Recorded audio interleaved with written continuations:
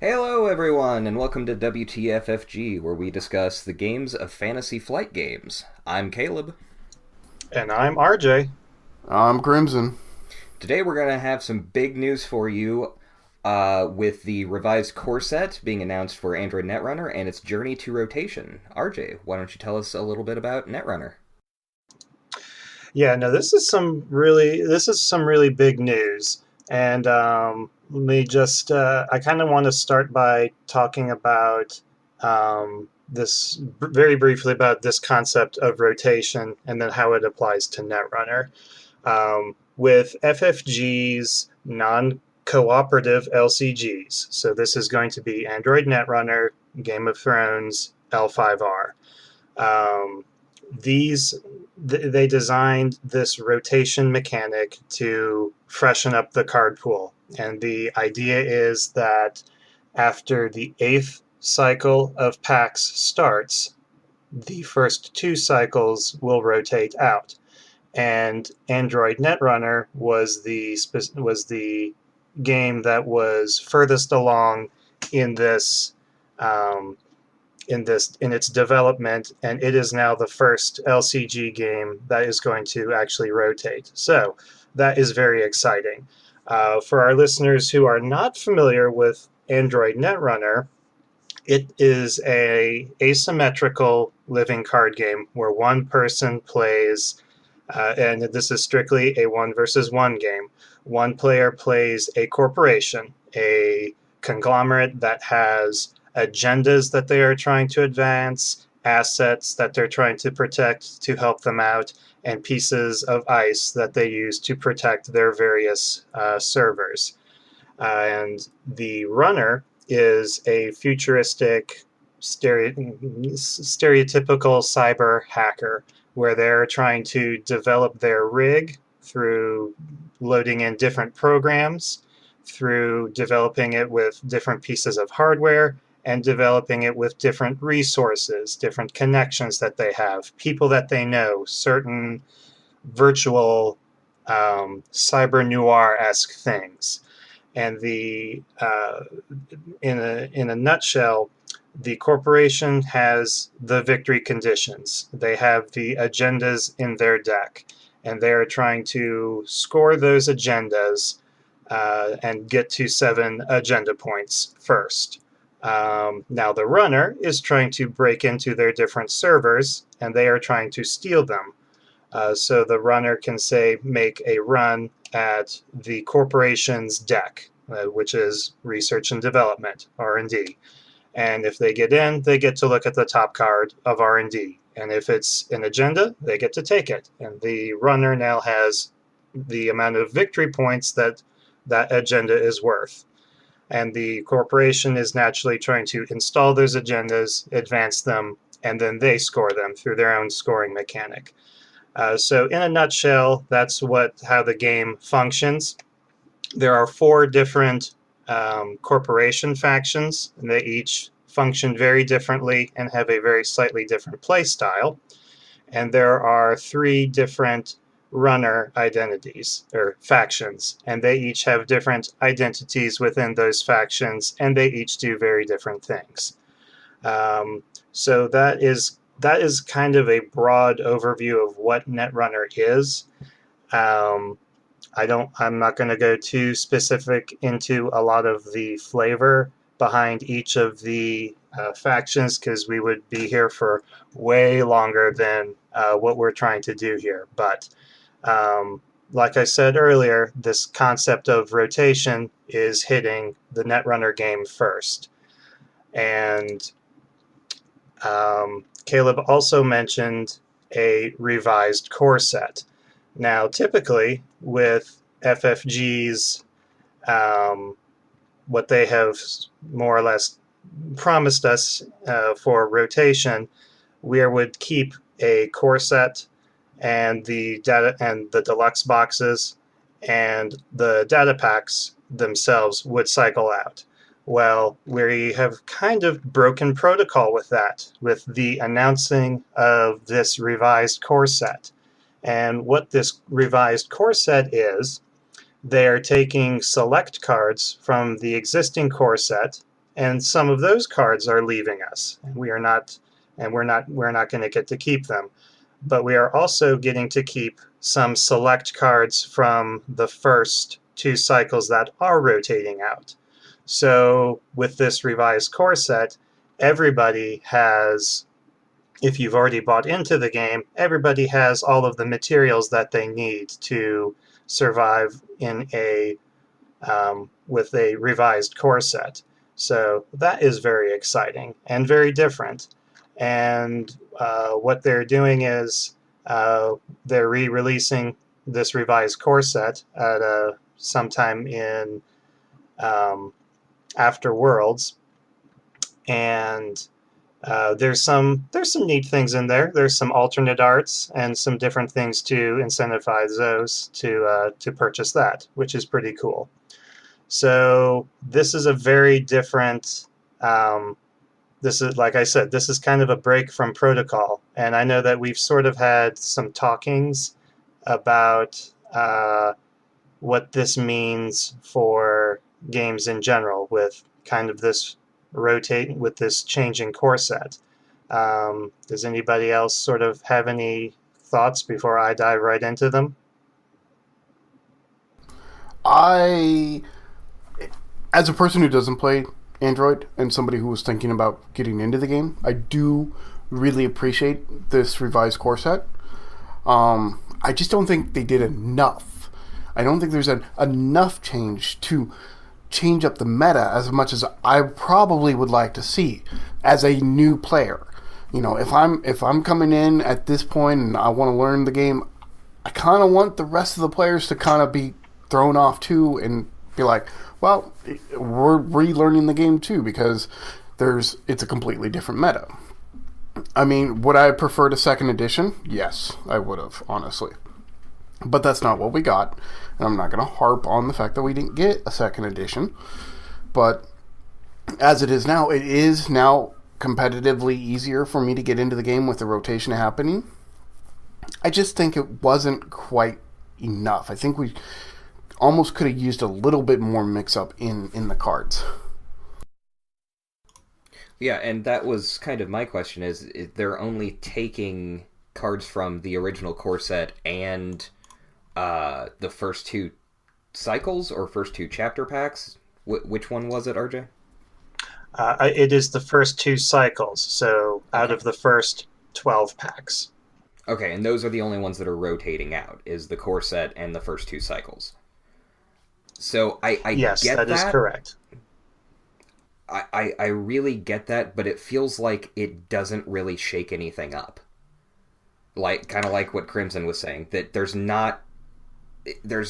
a very small amount of cards that are rotating out, but once that rotation happens, we have the new revised core set that's basically bringing back a big handful of those cards that were going to rotate out. So it doesn't feel like there's going to be a lot of change from it, and there probably will be, because there are a lot of cards out of 2 cycles.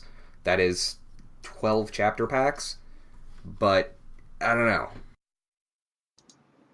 Yeah, I looked at the list of cards that are being saved and from the first 2 cycles, and it's not as big as you would think. The revised core set actually has, if I remember correctly, 240 cards. Yes, with more than 240 cards, yes. So they are keeping some of them and keeping most of the cards from the original core set. But one of the biggest things that are being shaken up are the identities. Now, one thing that I did not explain with Netrunner, each faction, so let's say there's a faction called Hasbiroid. They are a corporation. Their core identity is engineering the future, and what they get is whenever the first card that they install each turn, they gain an extra credit, which is the in-game currency. And for the longest time, this identity, engineering the future, has been the quintessential go-to, the gold standard for Hasbiroid. That is one of the identities that is rotating out.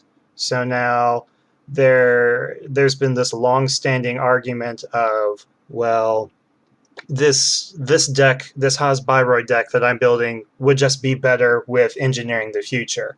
Well, now that this identity is no longer there, this has really shaken up the core principle of Hasbiroid. So I think with my experience from the game, and it's unfortunate that you guys really didn't have a chance to play this game a lot in our local area and just in general, but this is a fairly big shakeup. We are losing one of the same thing for one of the runner identities, Kate. She kind of does the same thing for the Shaper Runner faction as Hasbiroid Engineering the Future does. So there's some pretty big changes, and they've really shaken up the competitive meta. And the Facebook page for some of the Android Netrunner pages have been just exploding. So this is a fairly big shakeup. So my big question then is, how many cycles are there altogether, RJ, right now in Netrunner? There are currently 8 cycles. Rotation is supposed to start when the first data pack of the 8th cycle is released, and then the first 2 are going to cycle out. So right now... That still leaves us with the core then. And then how many chapter packs? Well, if there's 8, now we're down to 6 cycles, so there will still be 6 cycles in play with, 5 to 6 chapter packs per cycle? Yes. That's still a crap ton of cards. Yes, and on top of that, there are 4 deluxe expansions. So each of those have not as many cards as the core set. I believe they have approximately 150. That's just a ballpark. But yeah, so there's still a decent-sized card pool. This is what I'm saying. They really should have done just a second edition, Do the game for, 4 years? How long's Netrunner been running now? It came out... that sounds about right. Okay. Yeah, 4 years. At that point, just reset the game, do the second edition. Everybody starts with, a core set again. That's honestly the time when the game's the most fun, is when it's a core set and maybe a couple packs. When it gets down to a core set, 5 big boxes, 48 chapter packs, it stops being fun because there's just too many cards. And cycling out 2 cycles out of 8 is not going to limit the pool enough. Well, yes and no. I have to agree and disagree. I have to agree that rotation needs to be harsher, and it needs to rotate more things out than just a couple of cycles when the card pool is that big. Doing a second edition, I can't agree with. I can in a sense, because Netrunner needs an update like Game of Thrones did. But I went through the Game of Thrones second edition, and I remember when they announced it was when I finally bought my last chapter pack and had a full, complete collection, and they said, oh, by the way, we just announced second edition, all of your shit is now going to not be viable for play. And so that $1,200 buy-in that I had ended up netting me $300 when I sold it. So it really fucks the investor over, and the people who are buying into this game repeatedly and keeping up to date, or even the people who are new coming into it and do buy into a larger card pool, maybe not an 8 cycle card pool, but a decent sized one. And if you try to mesh them together and be like, well, there's a second edition, but they still work together, and there's like a type 1 and a type 2 like in Magic, it splits the meta and ruins the community. So there's not really a way to do it, in my eyes, other than rotating more things. And I think big boxes should rotate, and I think core sets should rotate, and we just get a new core set.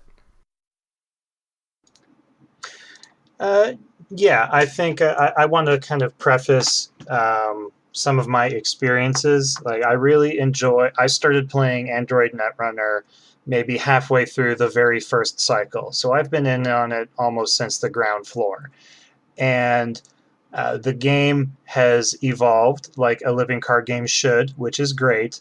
But in my personal opinion, the game has evolved away from what I started playing the game as.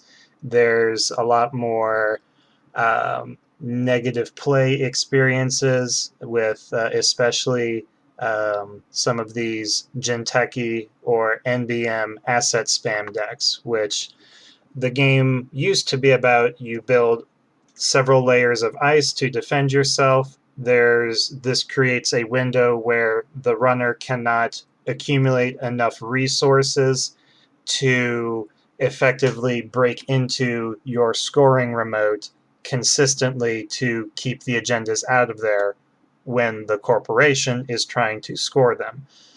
This asset spam archetype, you basically just flood unprotected remote servers with all of these assets that now the runner has to deal with all of these because they have a detrimental effect to the physical health of the runner.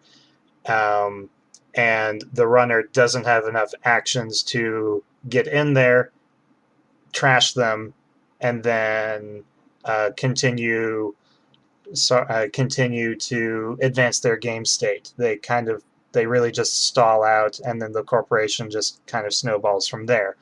So I don't like the direction that, for me personally, that the game has evolved, and that's one reason why I've stopped playing. And I think I kind of have mixed feelings about this revised core set and rotation. I was under the impression that the core set and the deluxe boxes would be eternal. So that's all well and good. But we've kind of broken protocol with having this revised core set, and it's an interesting shakeup. And I think that shakeup is needed because there were some very problematic cards from the core set that have been eroded since then. So I think this is a good opportunity to address those. I just want to play the game, but I don't want to spend $1,000 on 3 core sets and 48 chapter packs. I really wish there was just an easier way for me to get in. There is. It's called Tabletop Simulator. You bet you. Aha! There you go. Yep. Which I do have. I've been waiting for RJ to spend some time with me. Yeah, I apologize for that. It has been quite busy, but I am willing to teach you guys this game, because if we can play in a non-competitive setting with some traditional decks, I think you guys would really enjoy it. I really love the atmosphere, the noir, and the thrill of the hunt, as not only as the runner but also as the corporation. Like, it has this very complex duality that gets really deep, which I really enjoy, and I think both of you guys would really, really. I would love to see them update the format of the cards. Honestly, when I'm looking at the cards, I'm like, these look a little 2012 right now. When you look at like the new Game of Thrones cards, you look at how those full art Game of Thrones cards, the Legend of the Five Rings cards, the formatting they've come up with over the years just looks beautiful. And I look at the old Android cards and I'm like, these aren't as pretty as they used to be, I bet. Yeah, that's fair. That's fair, yeah. I think one of the other things that some of the other news that is associated with this rotation is going to start on October the 1st. But naturally, this is happening before FFG Worlds, which is occurring on November the 1st at FFG headquarters. So, coming off of reading this article, the cards that are going to be legal for tournament play come rotation on October the 1st are going to be the 4 deluxe expansions. Those are Creation and Control, Honor and Profit, Order and Chaos, Data and Destiny, and then the cards from the Lunar Cycle, Sand Cycle, Mombad Cycle, Flashpoint Cycle, and the just finished Red Sand Cycle. Now there is a little bold note here that says on FFG's website, the revised core set and newest data packs from the next cycle will not be released for Worlds 2017. So we do have a now known card pool going into Worlds. So that is some information from FFG's website. And everybody should have, between their original core set and the first 2 cycles, they should have all of the cards that will be found in the revised core set. There are no new cards in the revised core set. So to that extent, everybody is still currently, who has all of the cards in the game right now, everybody has what they need. So that is that. So that's just a really interesting piece of news, and this is really exciting for the Netrunner community, especially them. This is the first time that we've seen a rotation in any of the games, and we can potentially see something like this down the road for Game of Thrones, because Game of Thrones 2nd edition is scheduled to have a rotation, but it is many years away to freshen up the card pool. So seeing that FFG has broken protocol with a revised core set, who knows? Anything else could be brewing and in the works for Game of Thrones. So that's where we are with that. And I'm kind of interested to see how they do it for Thrones, because, as we know, FFG never stands by what they say or do, except if they make mistakes. But when they tell us this is how rotation is going to be, when they announced rotation a couple years ago, and then they go, actually, rotation is going to be like this, but it's probably just going to be rotation like this for this game, because in another year or two, when we have rotation for Thrones, it's going to be a whole nother type of rotation that's going to be completely different. And so, I don't know. The way that FFG does rotation, it sounded smart when they announced it, but in practice, it seems like they're just kind of running around not really knowing what to do. I think with what I have noticed, the inherent problem with any card game, whether it be an LCG business model or a CCG business model, inevitably the card pool collapses under its own weight. You just reach a critical mass of cards. There's a small handful that are completely more efficient and higher quality than everything else, that your competitive meta turns into what is the most efficient combination of the most efficient cards, which and then that in itself creates a dull and stale environment. So I think I definitely agree that rotation is something that should happen, but I'm of the opinion that it maybe should have happened a little bit sooner. Maybe instead of 8 cycles worth of cards, perhaps maybe 6, because there's still even with 6 cycles worth of cards plus all the deluxe expansions, that's still a decent amount of cards in the card pool. No one's going to like what I have to say here, but I'm going to just say it because I'm a Magic player. I always have been, and I always will be. And I have a very different view on rotation than most people because I come from the largest card game in the world. So their rotation is, works for them. I understand it doesn't work for other companies. But I would like to see them do this style of rotation instead. You have your core set come out for the game, and maybe we're talking L5R here because it's the newest game. You can start this kind of rotation fresh. Yeah, you have your core set, your first arc. I think in L5R they should call them arcs. It's going to be a 6-pack arc. You know, the L5R is doing their packs every month and a half instead of every month, which is fine. I almost think they should do them, you know, I think that's about right. And then what I would like to see is when they get to 4 arcs or 4 cycles, when the 5th cycle releases, the first cycle drops.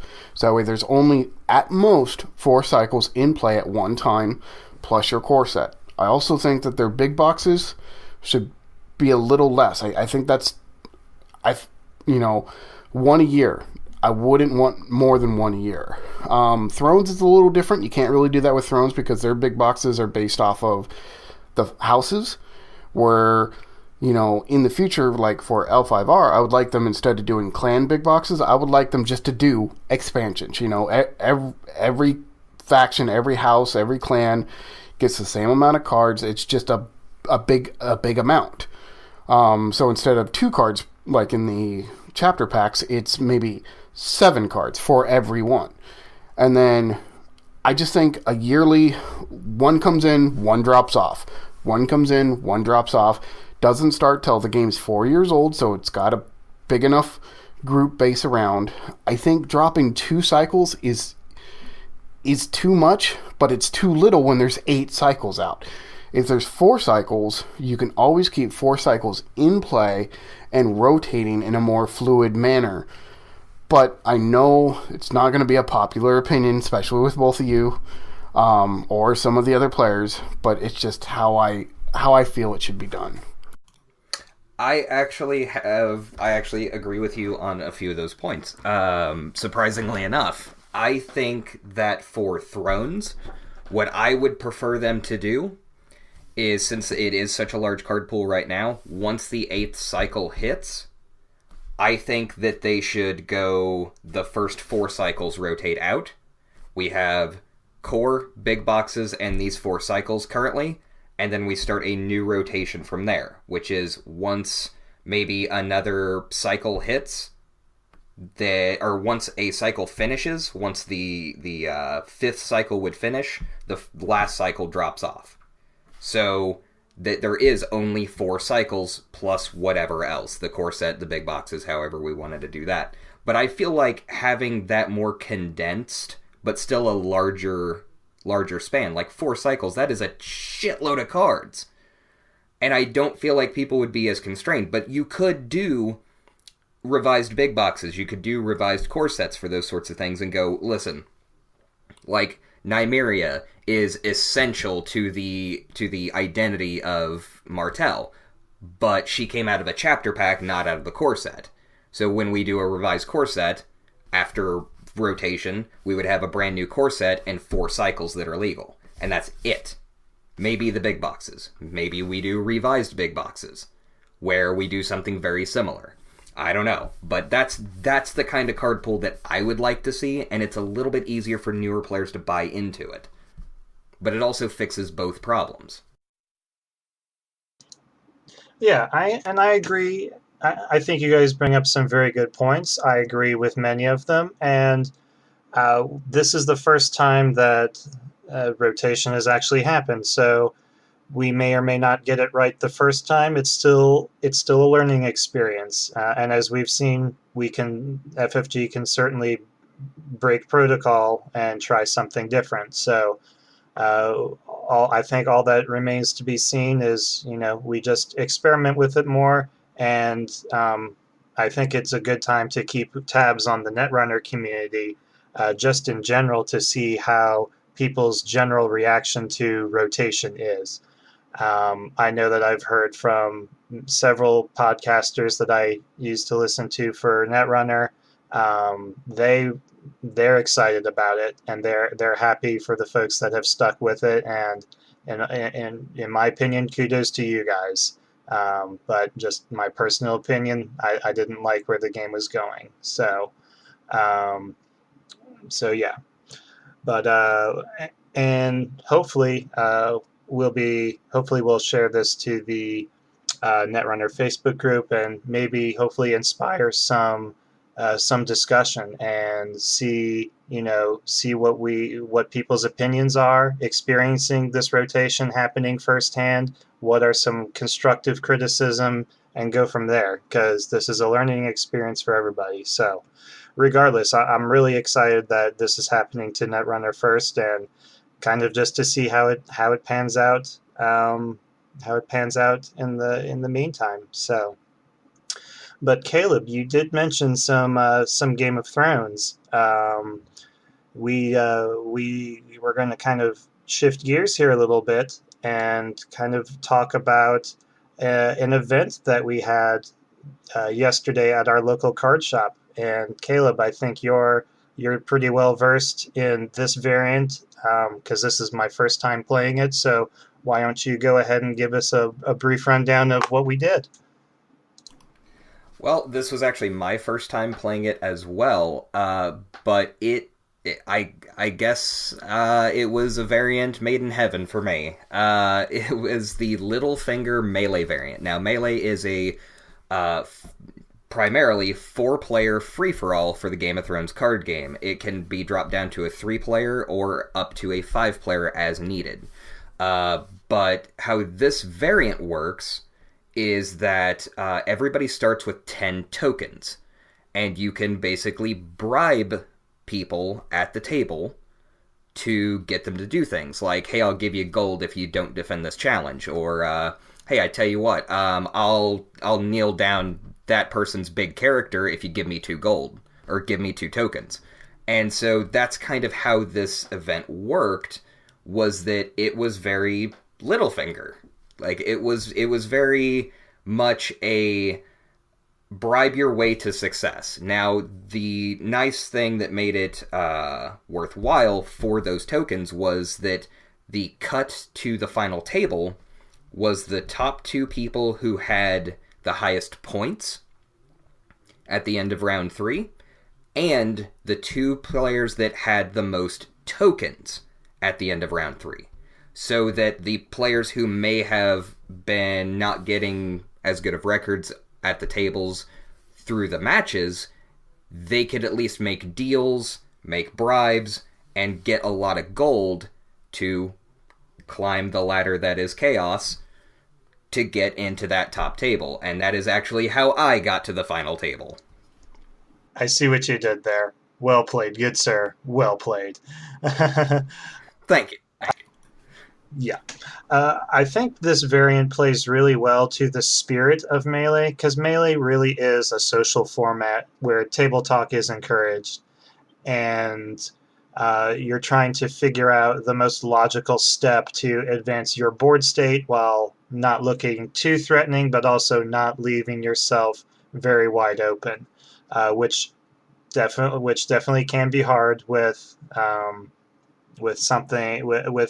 the lack of solid threat assessment, which I think is one of the things that in Melee, and this also applies to really any multiplayer game, especially from Magic the Gathering, this idea of threat assessment and being able to analyze a board state, see what is happening in front of you, seeing is what could potentially happen with the information that is known, and making the best decision from there. So that's all the fun with Melee. But yeah, I definitely agree. Walked away with, yeah, exactly, yeah. What did you walk away with, RJ? Well, I walked away a couple games. I was like, okay, this deal making thing, which is slightly different than what I'm used to with this Littlefinger variant, but I definitely walked away with a few.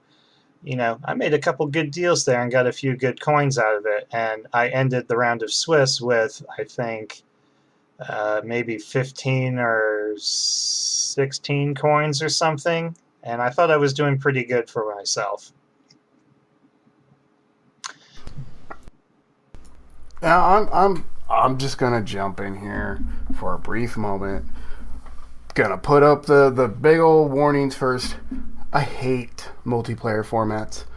I do not have fun playing multiplayer. I am a competitive SOB. I've never liked, Two-Headed Giant and Magic. Even EDH. I prefer to play EDH 1-on-1 versus 3 because I just get bored. My ADHD takes over and I literally go nuts at the table. But this format does sound fun. I would probably do good in this format because instead of being bored, I would be thinking how I could fuck my opponents over with deals. But how did you guys feel about the deal making? Did you ever get bored? Were there times when you're like, oh god, please just hurry the fuck up before I smash my face into the table? It depends. I think one of the things with our play group is we have a lot of people that are very competitive. And when we all sit down at the table together, no matter whether it's joust or whether it's melee, I think a lot of us really have that competitive spirit that just drives us forward. And we're trying to find the most efficient thing possible. But I brought a different style deck to this melee tournament than I usually do. I usually bring a stark power rush deck that wants to play big flashy characters with renown, get in there, make challenges, get multiple power from renown, hopefully unopposed, good power challenges, and taking advantage of all of that. Instead, I played a slower kind of control-y style deck. I played Martel Bannered Stag with Gaston Greys, the Boneway, a couple surprise plots with Duel, and with Unexpected Delay. So that kind of, for me, I played differently to kind of slow the game down, to kind of throw a huge wrench in the plan for everybody. And that is exactly not what Crimson just wanted me to say, but I had a blast, and I was making deals left and right, and I really enjoyed it. To answer Crimson's question, there was no time in which I was bored and wanting to smash my face in, but the first two tables almost made me just quit and leave, and I'll get into that in a little bit. But no, the deal making was actually... It actually kept everyone in the match, even when other people were doing things. So, I really...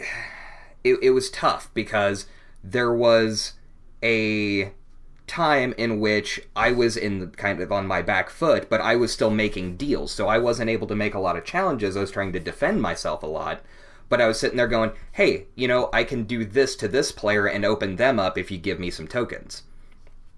So I was constantly in the match and constantly interacting with people and constantly getting a win condition or a condition to get to the top table, no matter what my position was at the table. So that was really nice, and it kept the flow of the game going.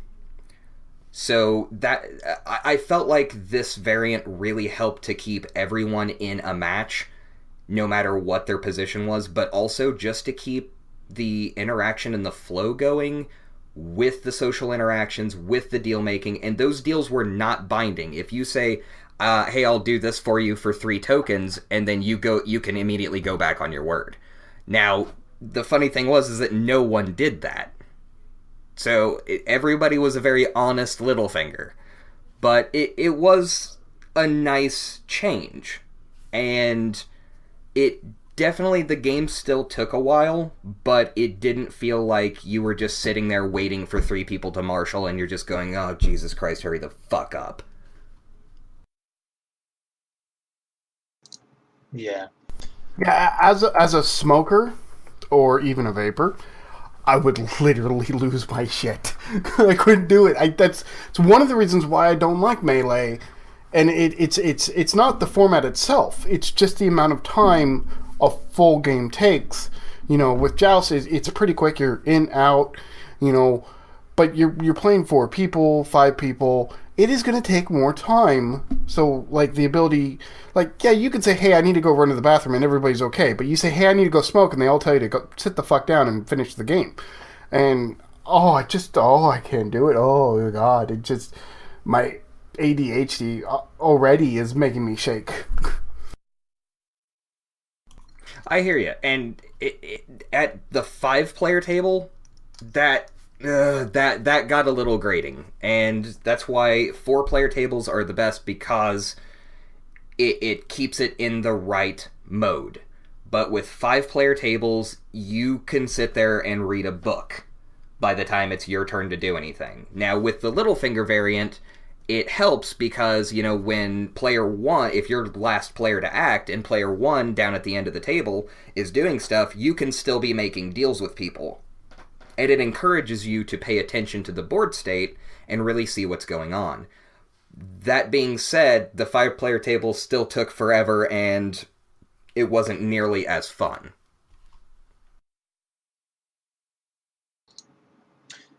Gotcha. Yeah. I also noticed there were some heated debates, and I don't know if some of these came down to things that happened in the game or just personalities conflicting, but after maybe some discussions later, it sounded like I had mentioned earlier, this concept of threat assessment is really very important to these games, and kind of advancing the game state, and not doing something that overtly just sends somebody over the top, or maybe doing that. So I don't know. There was definitely some heated words as I was kind of eavesdropping around the room. Yeah, and most of those words came from me. I did not have a fun time. I really didn't. And I'll explain kind of briefly what happened.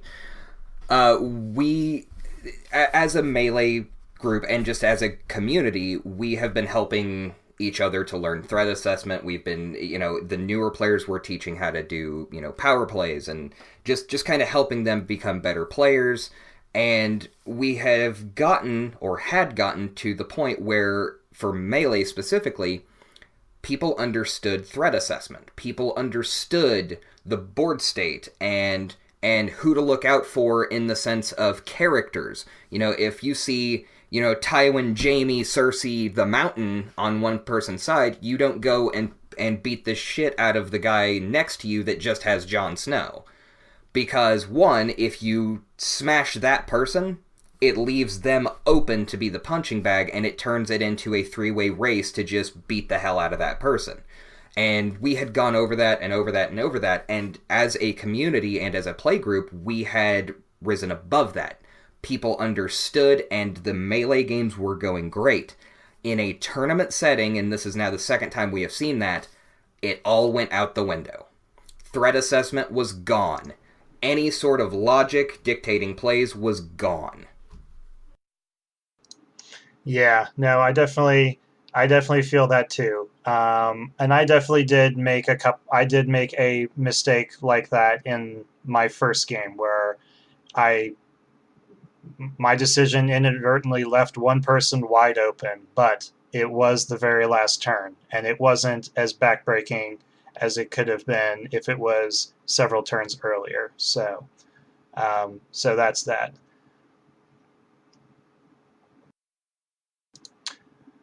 But and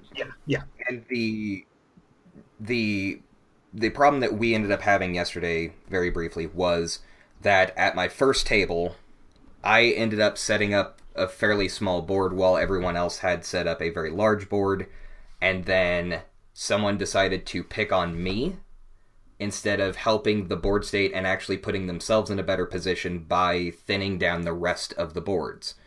So that kind of put me on tilt immediately, and I was on my back foot right out of the gate.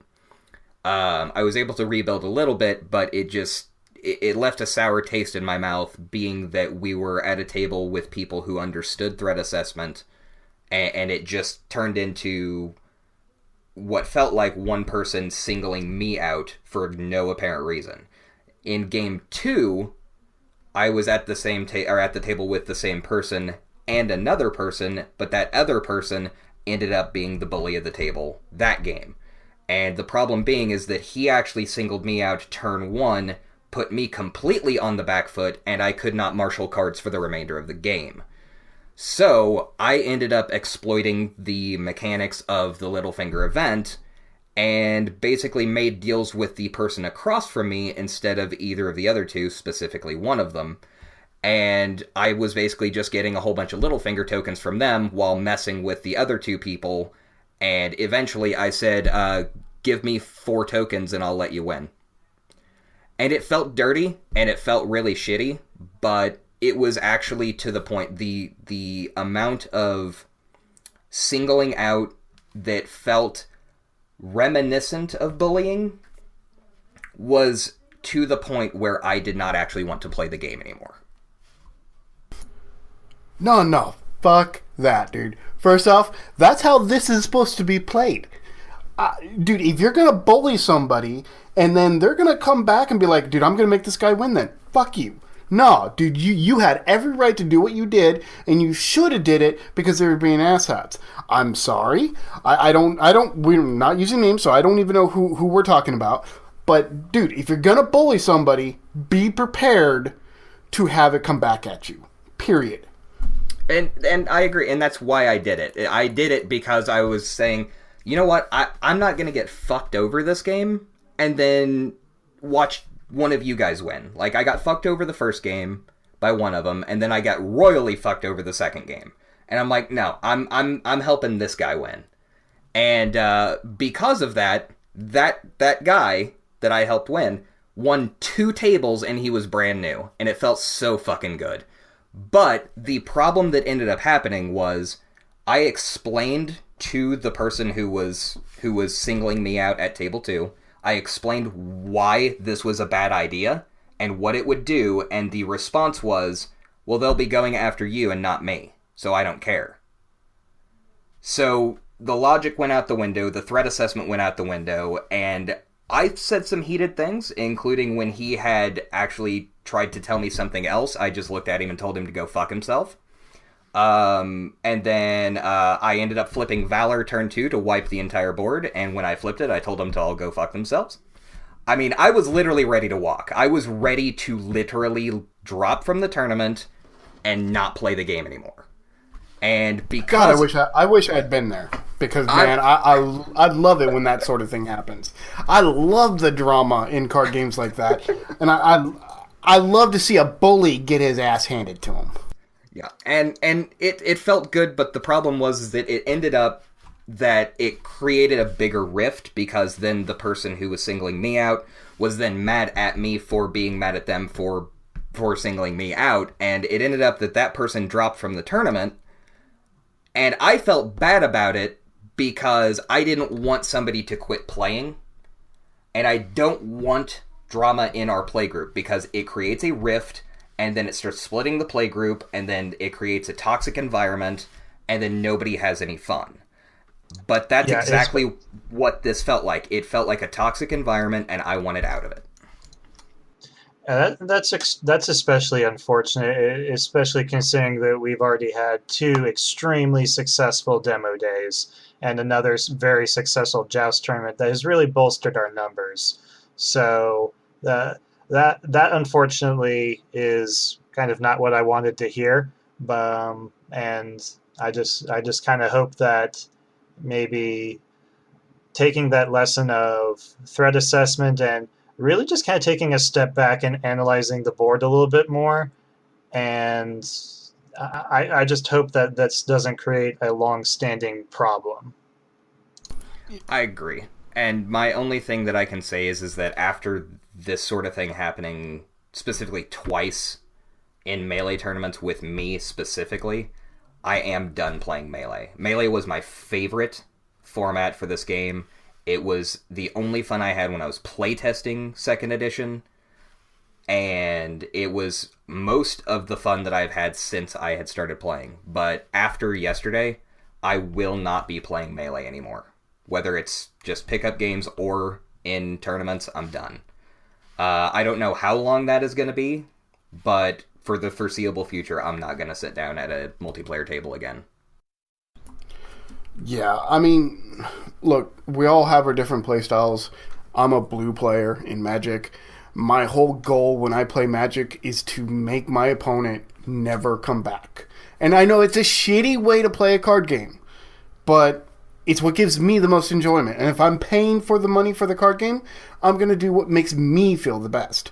Because, and I know it's a shitty way to play a card game, and it's not PC, but it's what I love. I love watching my opponent just be like, I can't do shit, fuck you. But for just a brief second, let's have a little bit of this. For Caleb's moment of silence for Melee.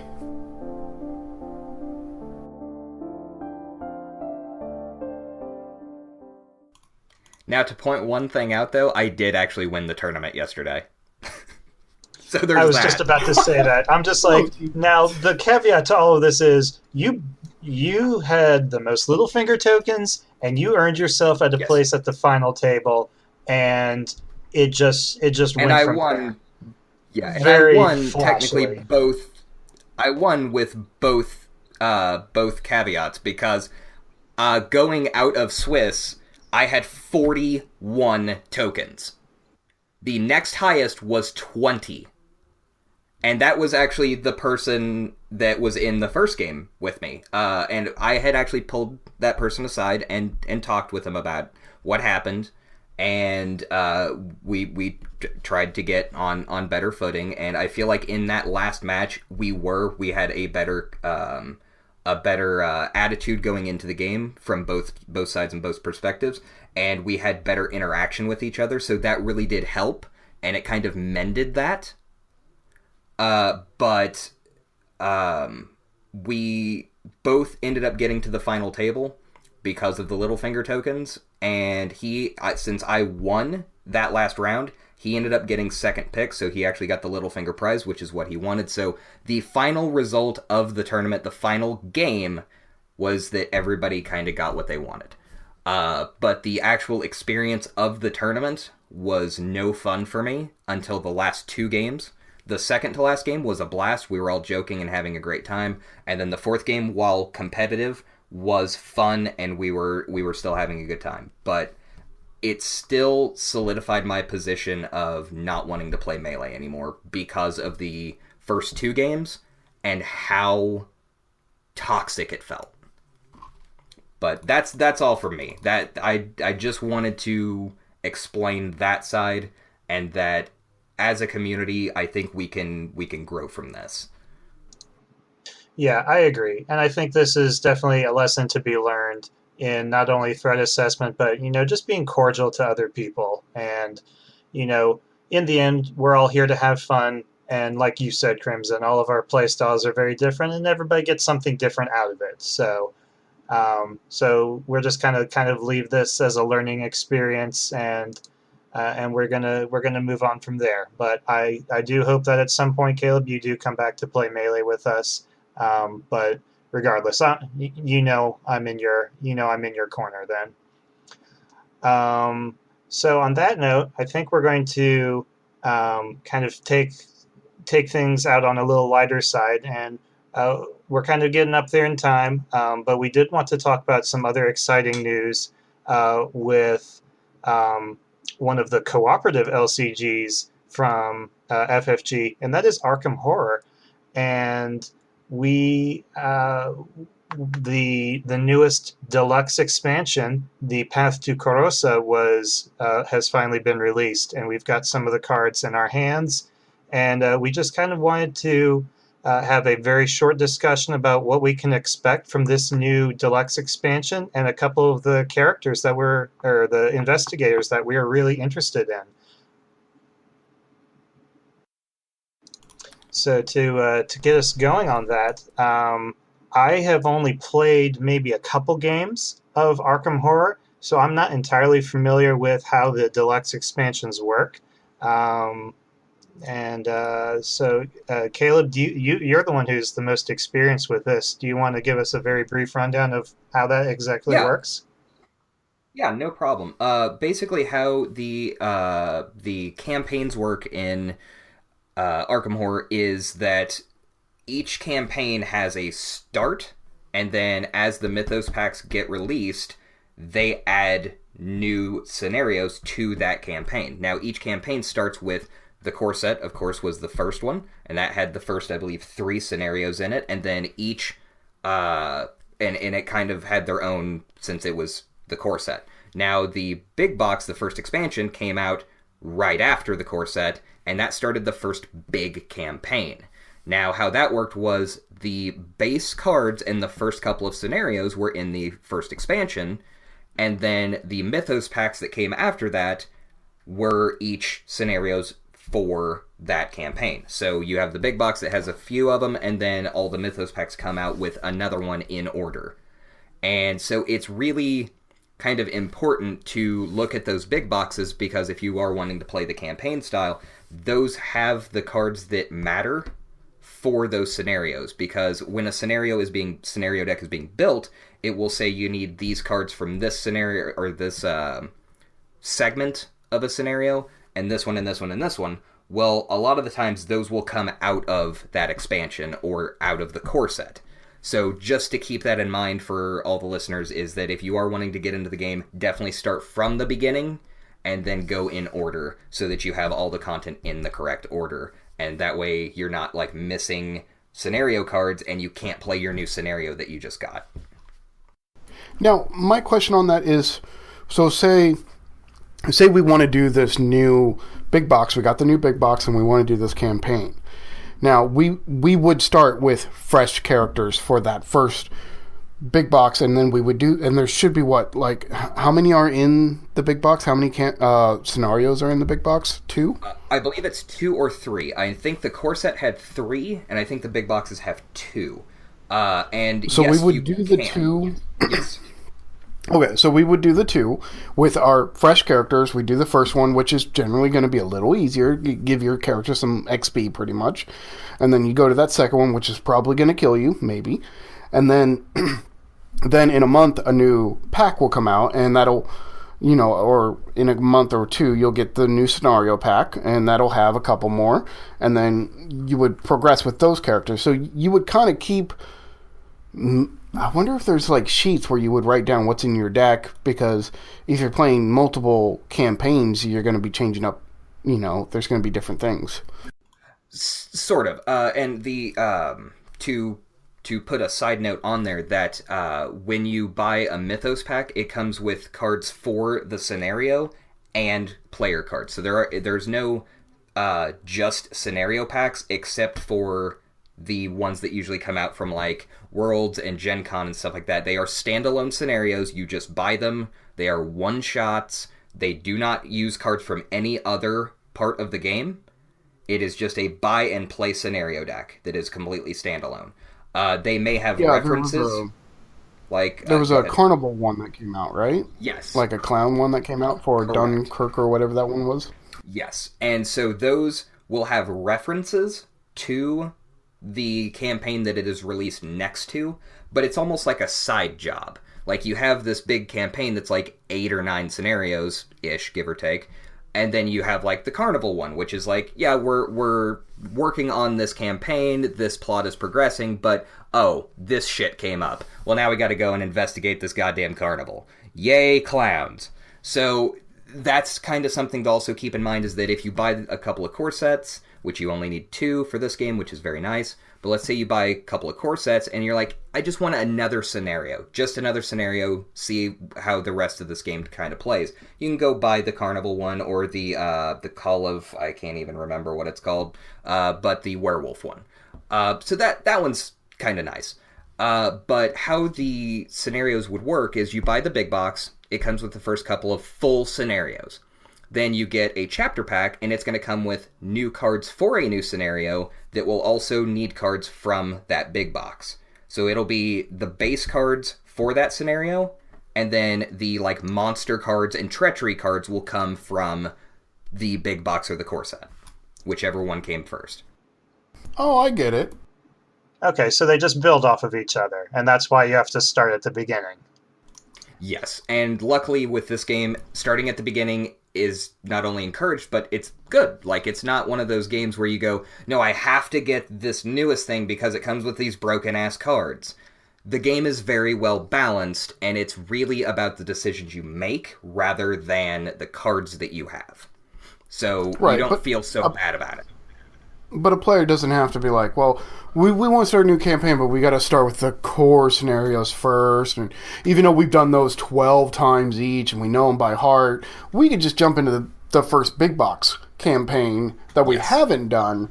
And it's fine. It's just you want to start with either a core or a big box. You don't want to start somewhere else. Correct. And I would recommend starting with the core set because it comes with a lot of the very basic cards that I would highly recommend that you need. But when you start a campaign, there are going to be 3 campaigns now, full campaigns. The core set campaign, the first big box, which was Dunwich Legacy, and then that's right. And then Path to Carcosa is going to be the third campaign. And so those will have, I think it's 8 or 9, give or take, scenarios per campaign, and everything carries over. Now, what you were asking a second ago was about switching cards out and everything, and I believe that the spirit of the game is that if I'm playing this campaign with Crimson and RJ, I am going to be playing Wendy, and we're going to start this campaign. Now, if I go and play with some of my local buddies, I will play Roland or somebody else, and I will have that deck set aside. That is my campaign deck for my local group. This is my campaign deck for this group, and so on and so forth. Or if you complete a campaign and you're somehow not dead, then you can actually take that character into the next campaign if you want. If everybody agrees that, the cards that are in the deck, the pip cards and stuff like that, the experience that you've gained, is okay to have in that. Like, if everybody else is starting fresh, generally you're going to want to start fresh. But if you want to play the same character in multiple campaigns, I would highly recommend building 2 decks. Yeah, that's what I'm saying. Especially, like, say you're playing Roland, who's in blue and yellow, but in another campaign you're playing Daisy. You're going to have most of your yellow cards in Daisy's deck, so you're going to have to, take cards out of that deck to put it in your Roland deck. So, yeah, I definitely think writing your deck down on a deck list is super important in this game. If you're going to play with multiple groups, multiple campaigns, just so you don't get confused. Oh, did I have this card in there or not?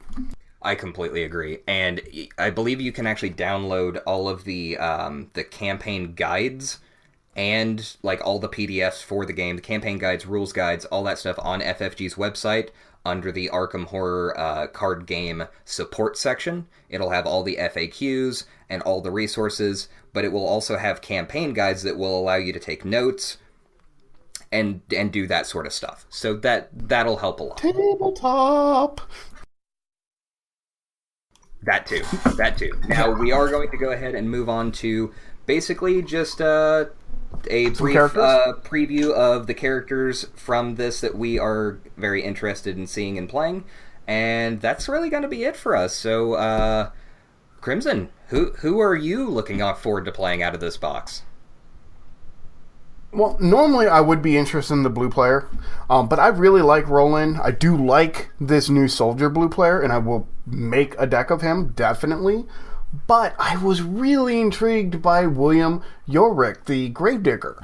I thought his ability was something very interesting with the recursion of cards back into play, and the fact that Survival got some really fun new cards in this pack. Which they needed, because Survivor has really been kind of on its back foot from what I've seen being played. So seeing this guy and seeing the new cards, I am super excited to see how Survivor plays now.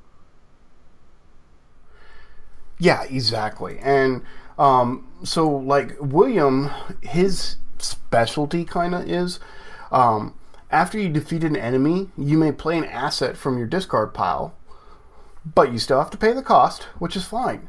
So you got cards like Knife that are incredibly good cards, but they're throwaway cards. They go away when you use them. And he allows you to bring them back constantly. So he's literally got tons of knives on him.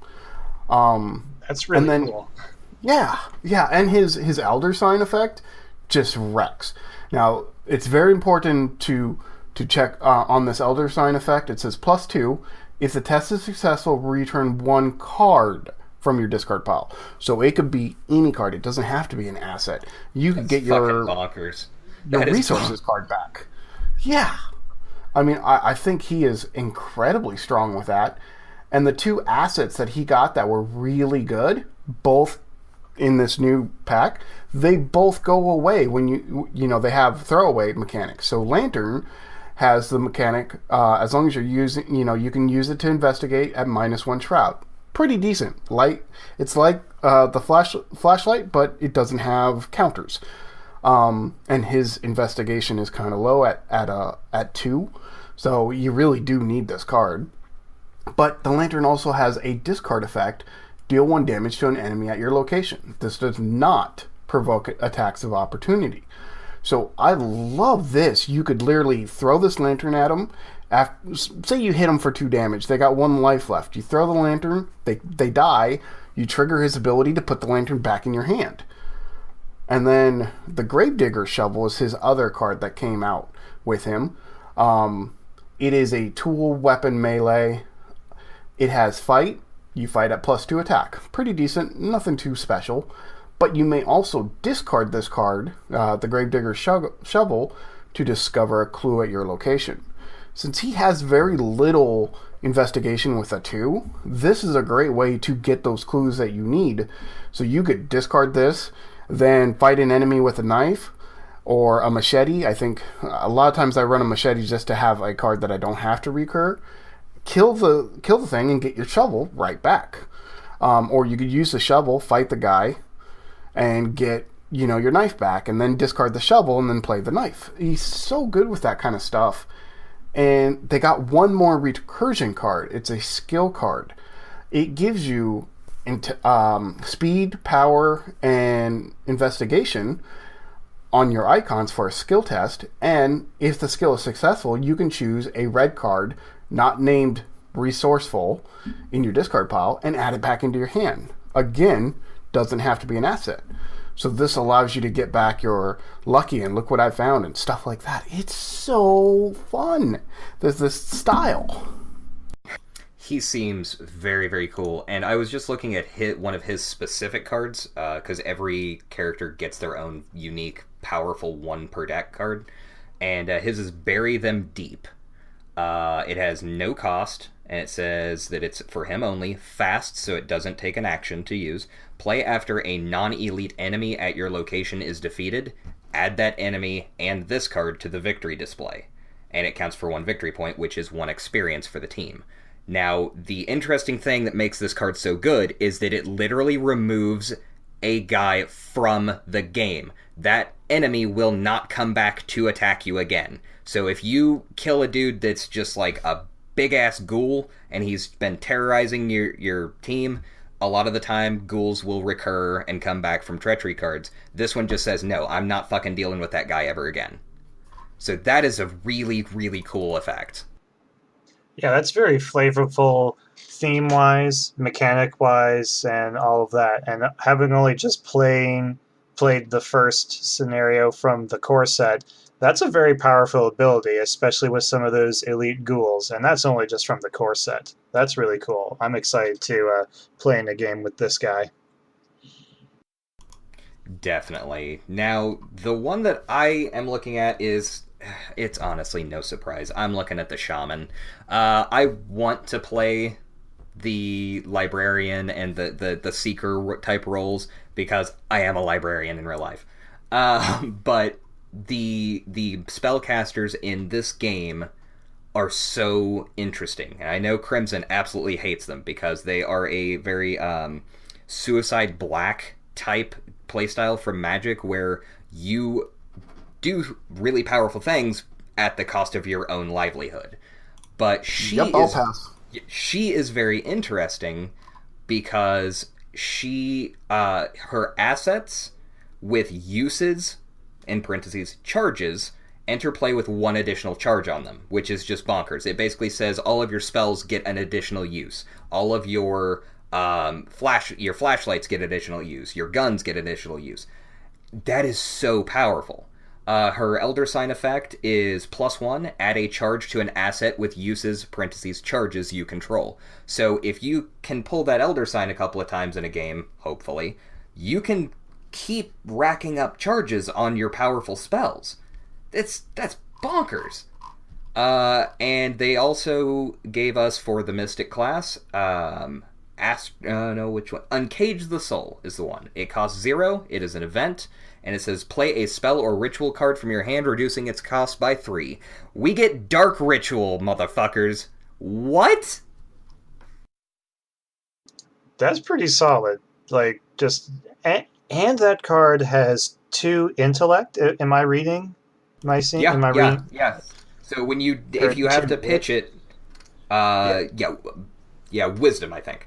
Or yes, willpower. Yeah. Willpower, I'm sorry. It's been a minute, guys. It's been a minute. But yeah, so if you need to commit that to a skill test for a spell, oh yeah. But a lot of the spells, especially the ones with pips on them, are high costing, so this really helps. Yeah, that's awesome. Especially from my limited experience playing the first game, when you have to spend an action to gain a resource to play your high resource items, spells, what have you, this discount of 3 definitely moves things along and really increases your efficiency. And that, especially in this game, is definitely really key to survival. So that is a fun card. I really like that. Yeah, it's really good, and I think combined with some of her other abilities, especially those high costing kill cards, and her new dagger makes for an insane combos. Definitely, and I did just read her specific card. It's called Spirit Seeker and Spirit Speaker, Envoy of the Elusi. It is for her only. It says exhaust it. This does not take an action. Choose an asset you control with uses, parentheses, charges. Either return that asset to your hand or move all charges from that asset to your resource pool as resources and discard that asset. That's dumb. And you get 2. And I think you get... those are limit 1. Yeah, those are limit 1. That's a limit 1. But that is an asset. That stays in play, and I can just do it whenever I want. That's sick. That's so efficient. So good. And it gives you a lot of versatility. If you commit one specific asset that is either going to run out, or the situation arises where you need those resources, you can just move them and not have any loss of tempo. That is insane. Yeah. And like you were saying, it can bounce it back to your hand. So if you've got a spell and you're like, man, I really wish I could draw that other copy of this right now, it's like, nah, I'll just bounce it to my hand and replay it. Yeah. And then it gets all those charges back. Yeah, and I was looking at the cost, and it only costs 2. That is so cheap for what this thing does. It really is a very, very solid card. Did you talk about the dagger? I did not. Which one was it? Was it the Mystic asset? It's called Spirit Adhaim. Adhaim? Yeah. Okay, here we go. It costs 3. It says XP1. Now, I have not got to look at the rulebook for this box yet, so I don't know what XP1 says. Or what it means. Or is that just pip? Okay. Yep, that's 1 pip. Okay, so 1 pip. It is a just fast action, so it does not take up an action. During a skill test on a spell card, you can exhaust this card to get +2 to your skill value for that test. And, as an action, you can exhaust it to fight at +2 fight for this attack. That's so good with her new resource gaining one, where she can do a check and gain resources. And you can add +2 to that and always get 3 extra resources per turn. It's so good. Absolutely. And it's actually really nice because it allows her to fight at a decent advantage because she has 3 combat. So that knife allows her to fight at a 5, which is amazing, or she can use it for her spells. I'm playing her. I'm building a deck tonight. Yeah, that's awesome. She looks really cool. Really efficient. Good stuff. The character that I was looking at And I definitely what you guys kind of see as, oh, these are really standout mechanics. I think I found something slightly different with the character that I've chosen. And keep in mind, I've only played a Guardian and a Seeker so far. So I have selected Safina Rousseau, the painter. She is a rogue, so one of the ones that I haven't played. But she has a very interesting ability, which reads Forced. When you would draw your opening hand, draw 13 cards instead. Choose up to 5 events to place beneath this card, and keep 8 cards as your opening hand. Discard the rest. You cannot mulligan. And as an action, choose an event beneath this card and draw it. Does not provoke attack of opportunity. So to me, this really adds a very interesting deck building, some very different deck building options where you can kind of pocket some of these events and just keep them safe for when you need them, especially with not needing to provoke attacks of opportunity. That's really different and really can give you a lot of flexibility depending on what the situation is. Yeah, it seems like she'd be fun to build a deck for, but man, that weakness is scary as sin. Which one is her weakness down here? Or the one that I Stars cannot of mulligan? Hades. Yep. It is Revelation. Randomly choose an event beneath her and remove it from the game. If you cannot, take 1 damage and 1 horror. If your deck has 5 or more cards in it, shuffle this back into your deck instead of discarding it. Yeah, that is pretty rough. Ugh. Well. But you do have a 33 card deck, so yeah, it'll be just manageable. Don't go too but that can hurt. It's fine. It's fine until you really need to not draw it, then you draw it. Yeah, well, because it's Arkham Horror. And if you only have, 6 or 7 cards left in your deck, it gets shuffled back in, and you might redraw it and shuffle it back in and redraw it. Yeah, that could be scary. But one of the other interesting cards, and for her, and this is her character-specific event, it is called the Painted World. It comes with an agility, a will, and a question mark for the test icons, which is pretty versatile. This cannot be placed beneath Safina Rousseau. You may play the Painted World as an exact copy of a non-exceptional event that is beneath Safina Rousseau. Remove the Painted World from the game instead of discarding it. That seems pretty solid. And her deck building gives her 3 of those.